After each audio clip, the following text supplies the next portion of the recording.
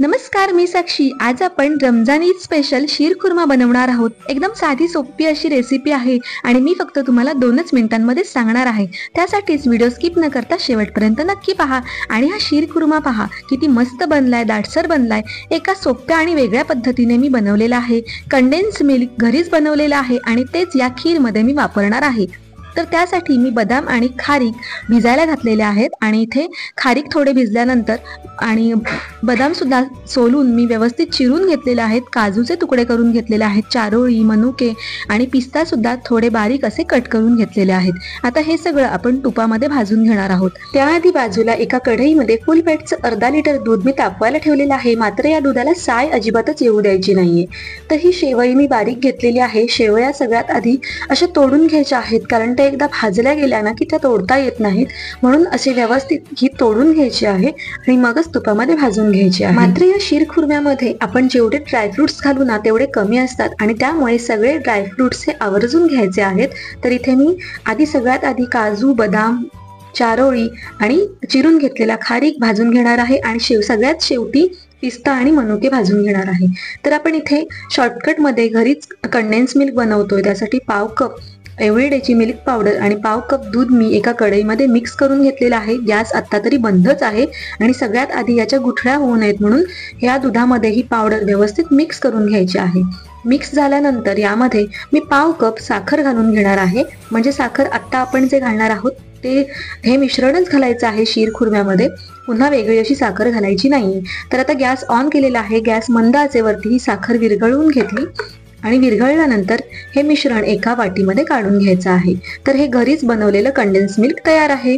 आता इथे या दुधाला साय येऊ द्यायची नाहीये, तर त्यासाठीच मध्ये मध्ये ढवळत राहायचं आहे। एका पॅन मध्ये 2 टेबलस्पून साजूक तूप घातलेलं आहे। आवर्जून मात्र साजूक तूपच घालायचं आहे, तेल वापरायचं नाहीये। तर इथे मी काजू, बदाम आणि कटिंग केलेले खारीकचे तुकडे, चारोळी असं मस्तपैकी तुपामध्ये भाजून घेणार आहोत। साधारण 2 ते 3 मिनिटं भाजून घ्यायचं आहे आणि सगळ्यात शेवटी आपल्याला मनुके आणि पिस्ते घालून घ्यायचे आहेत।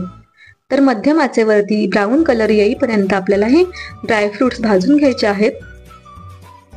थोडे भाजून झाले गुलाबी रंगावरती की यामध्ये चारोळी आणि मनुके आणि पिस्ता घालून घ्यायचे आहेत आणि पुन्हा 2 मिनिटांसाठी भाजून घ्यायचं आहे। तर हे भाजून झालेले जे ड्रायफ्रुट्स आहेत ते या उकळत्या दुधामध्ये घालून घ्यायचं आहे। दुधाखालचा गॅस ऑनच आहे आणि मी आता तरी मंद ठेवलेला आहे। यामध्ये आवडीप्रमाणे तुम्ही केशर सुद्धा घालू शकता। तर इथे मी 7 ते 8 केशर काड्या घातलेल्या आहेत, परंतु केशर घालणे पूर्णपणे ऑप्शनल आहे। पुन्हा एका त्याच पॅन मध्ये मी 2 टेबलस्पून साजूक तूप घातलं आणि त्यामध्ये थोडीशी रफ करून कट करून घेतलेली शेवई आहे ना ती आपण भाजून घ्यायची आहे। ती थोडीशी भाजलेलीच असते, पण तरीही तुपामध्ये भाजल्यामुळे खिरीला किंवा या शीरखुर्म्याला चव चांगली येते।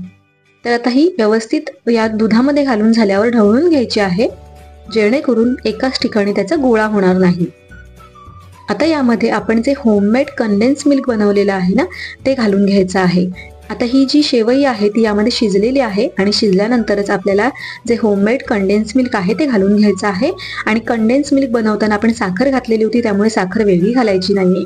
शीरखुर्मा तयार झालेला आहे। शेवटी मी वेलची पावडर घातलेली आहे, अर्धा टीस्पून आणि व्यवस्थित मिक्स करून घेतलेला आहे। आता याची दाटसर किती मस्त झालेला आहे, याची कन्सिस्टन्सी पहा। खूप मस्त असा हा शीरखुर्मा बनून तयार झालेला आहे। जी शेवयांची खीर असते ती थोडी पातळ असते, म्हणूनच तिला खीर म्हणतात। आणि हा शीरखुर्मा जो घट्ट असतो यामध्ये खूप सारे ड्रायफ्रुट्स असतात आणि खूप दाटसर आणि मस्त बनलेला आहे, टेस्टी बनलेला आहे। तुम्ही सुद्धा असाच शीरखुर्मा नक्की बनवून बघा। व्हिडिओ आवडला असेल तर व्हिडिओला एक लाईक नक्की करा आणि चॅनलला जर आतापर्यंत सबस्क्राईब केलं नसेल तर सबस्क्राईब सुद्धा करा।